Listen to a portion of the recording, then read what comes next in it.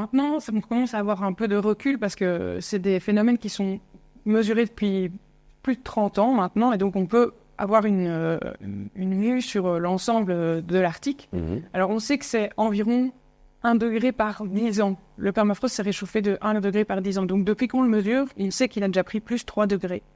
Alors 3 degrés, si le sol était à la base à -8, il est passé à -5, tu vas me dire il est toujours gelé. Mais s'il était à -3, là maintenant il est à la limite 0 et donc il est en train de disparaître.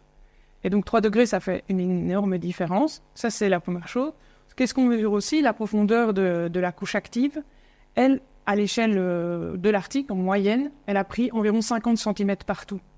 Donc 50 cm, ça veut dire que ce volume de sol qui était gelé, il a dégelé, et en dégelant, il libère aussi toute une série de choses dont on peut parler. Donc il dégèle, mais tout ce qui était piégé dans ce permafrost est libéré aussi. Donc ça, c'est des choses qu'on mesure, profondeur de cette couche active, la température.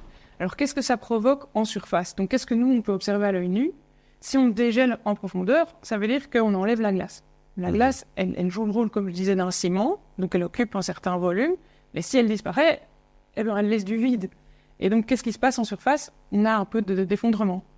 Alors on a dans les sols où ça contient peu de glace, on a des effondrements très légers, donc ça crée vraiment un paysage avec des bosses et des fosses.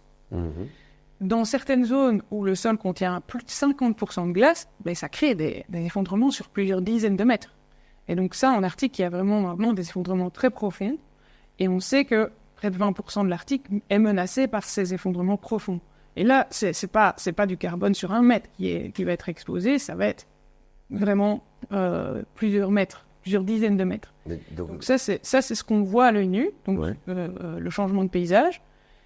Alors après, ça a des effets aussi sur, par exemple, les routes, les voies de chemin de fer. Donc tout ce qui est infrastructure va aussi être déstabilisé.